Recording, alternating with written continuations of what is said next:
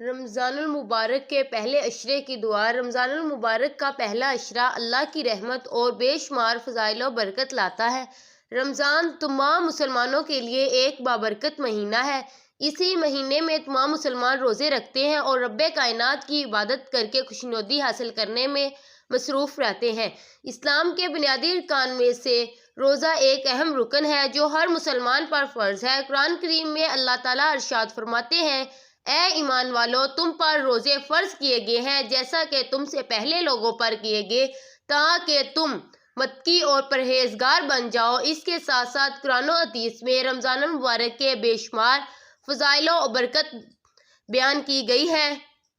رمضان المبارک کے شروع ہوتے ہی شیطان جکڑ دیے جاتے ہیں، جنت کے دروازے کھول دیے جاتے ہیں اور دوزخ کے دروازے بند کر دیے جاتے ہیں۔ اس بابرکت مہینے کا پہلا عشرہ عشرہ رحمت، دوسرا عشرہ عشرہ مغفرت اور تیسرا عشرہ عشرہ نجات کہلاتا ہے۔